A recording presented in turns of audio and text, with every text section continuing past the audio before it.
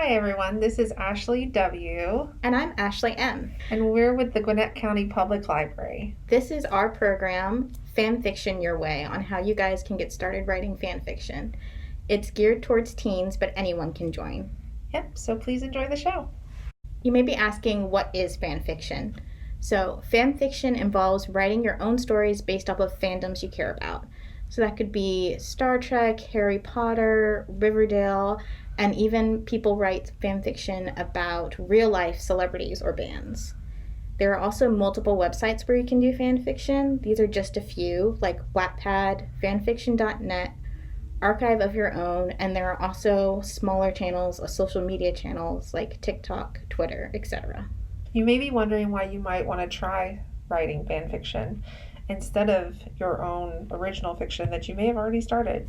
So first, fan fiction can develop your writing skills. A lot of times when writers are starting out, it's hard to think up all these original great ideas. So sometimes writing fan fiction is a good start of writing what you know and then building off of that. And you can also connect with other fans and build lasting relationships. It's also an easy way to get feedback on your writing. It can be hard, but it also can help you grow and learn to look at your writing critically to find areas of improvement. Writing fan fiction and posting it gives you exposure as a writer. There are even more benefits of writing fan fiction. So because you're already bonding with other fans, you already have a built-in reader base based off of that fandom. You also get the chance to connect with other writers and build a network of support, which is super important for writers, as writing can often feel like a solo task. So having other writers to support you is great.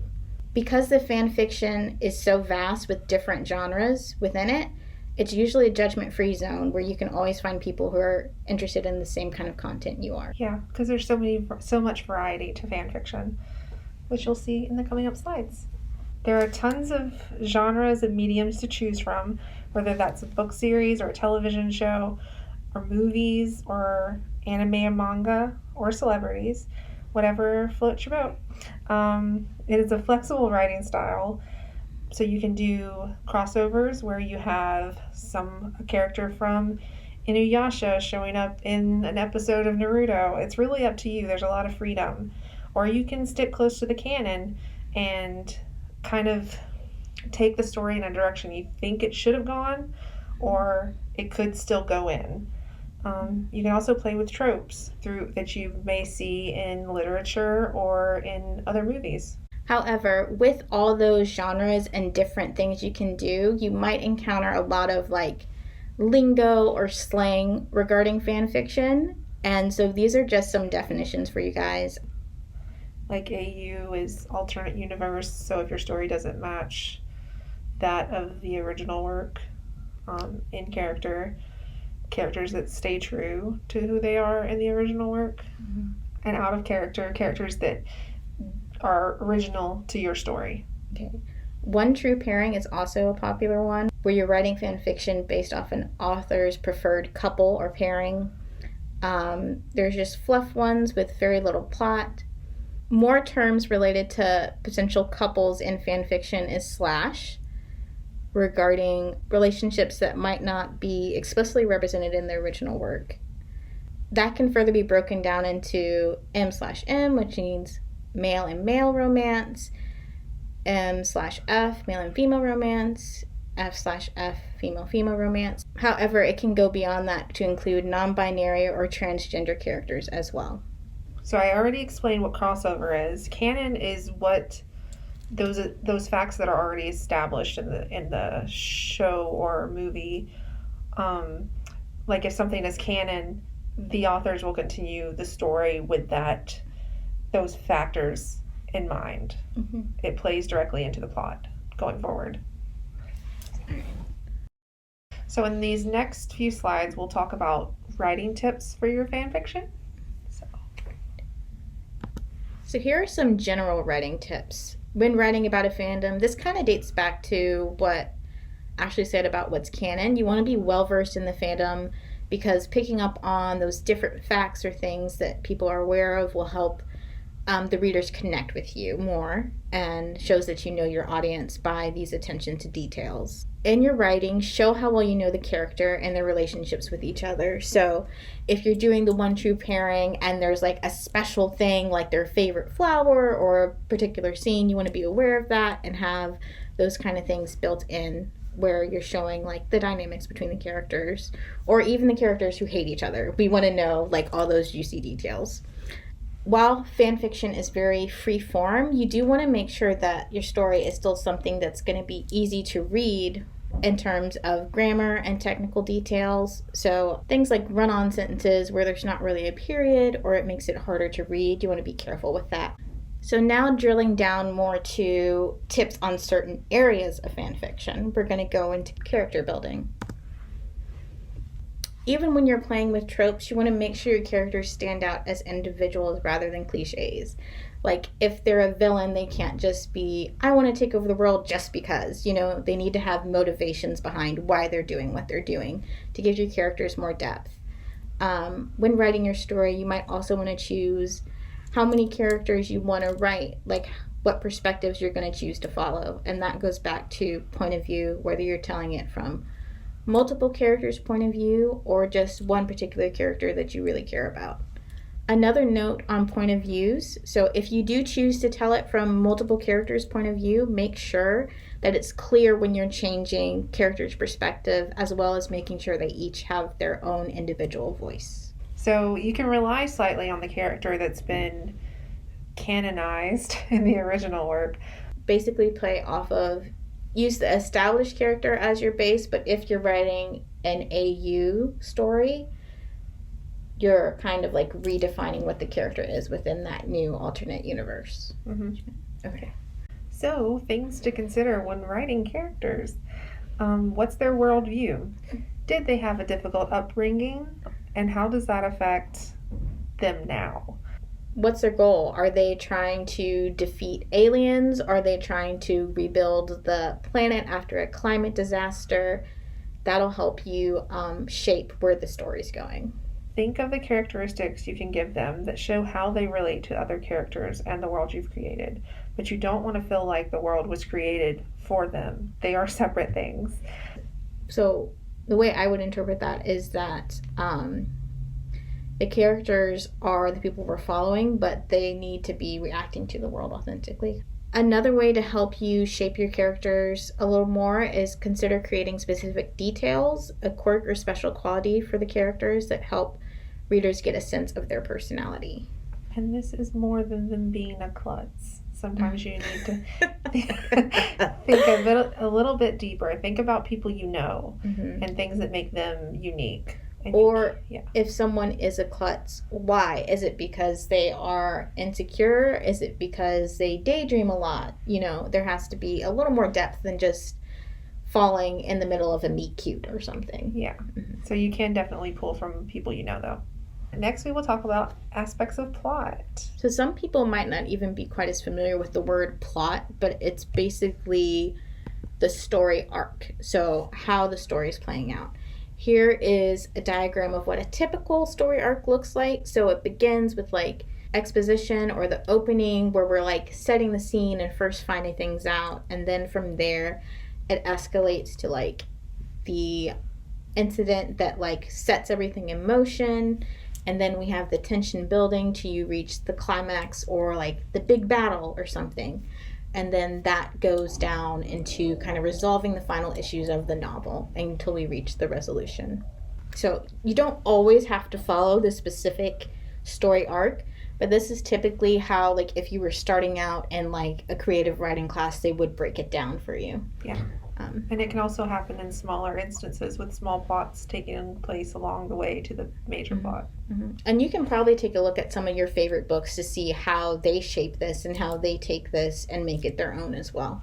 If you don't want to particularly just focus on a story arc, you can also think about doing a plot outline. So a plot outline is typically the easiest way to start out figuring out where your story is going to go. It gives you a chance to step back from the character building and doing all the background work to see what might need to be added or changed or restructured.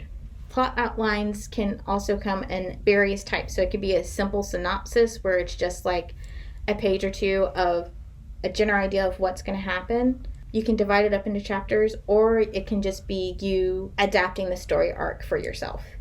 And so because we are talking about plot outlines in the form of fan fiction, don't be afraid to think back to what happened in the original story and incorporate that into your plot outline. Even if you remember certain details from certain seasons of a show, another reader or viewer may not have remembered that particular detail, so sometimes calling back to that can actually be helpful for readers. So here are also a few more important questions to ask yourself to develop your story's plot. What's the ultimate goal the characters are trying to achieve, or do they have an enemy they're trying to defeat?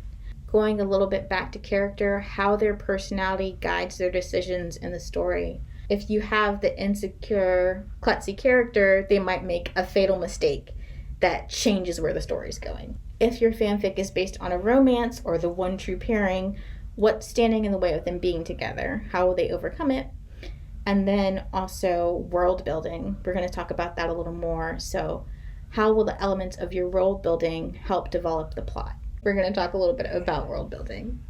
For world building tips, think about why you want to tell the story and what it makes it unique, and then apply those aspects to the fictional world. And you can make a list or a guide about the world of your story to help, but the biggest tip here is to let your characters do the telling and the showing. Depending on the scale of the world and how different it is from our own, you may want to give the information as smaller details or hints, such as a tradition that's affecting your character in the moment, rather than explaining everything to your readers all at once.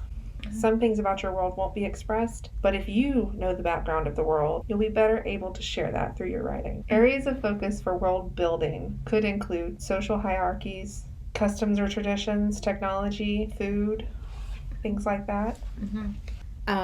Some writers have a big, like your favorite writers might even have like a big guide, a world building guide with those details. And then while some of them might seem kind of nitpicky, it's sometimes those details that like bring everything back around. Like that food could actually be have poisonous qualities or something, and that kills the evil ruler or something like that. So just finding those little details that either you can build off of or incorporate yourself could actually be really helpful and make your story even more unique. If you've done any writing before, had your stories read in a class, you know about the rule show, don't tell. And that means you use descriptions to relay information to readers instead of providing the dreaded info dumps. So an example is sort of telling is like, I love fall, and showing is when the air turns crisp and the orange leaves on the trees are replaced by orange pumpkins on my neighbor's porch. The cool breeze brushes the scent of maple trees under my nose. It smells like home. You can see the difference between those is more a statement, whereas the other one is incorporating your senses. So like what the air feels like, what everything smells like, the colors. So you don't have to do this in every single line, but having a bit more of that versus I ate a sandwich today, it can help make the story a little more layered. There are plenty of books out there that can help you find out a little bit more about world building. How to Rule the World by Joe Oram is one of my favorites. It's definitely more of the list or world guide where it nails down those little details. A couple other ones for you is A Writer's Guide to Active Setting by Mary Buckham and Writing Fiction for Dummies series. So we hope all of that information has helped give you guys some great ideas. If you're still wondering where you should start, we've got a few writing prompts for you. Yeah. Drum roll. Drum roll. Okay. So, waiting for your favorite author to release the next book in a series? Go read the last line of the most current book in the series, then use that line to write your own continuation of the story. Spoiler alert. So, if your fandom isn't book related, if it's more show based, you can think about what was the last cliffhanger on your favorite show. Spend 10 minutes writing what you think should happen next. And my favorite, a shipping prompt. Do you have a favorite couple from a particular fandom? Write a date scene for them. Whether the date includes a pivotal I love you moment or is a first date disaster is up to you. We hope this program has inspired you to get writing. Go forth and do that. If you want to see more programs like this, check out GCPL's YouTube channel. Happy writing! Dun, dun, dun, dun, dun, dun, dun. Fanfiction theme music, guys.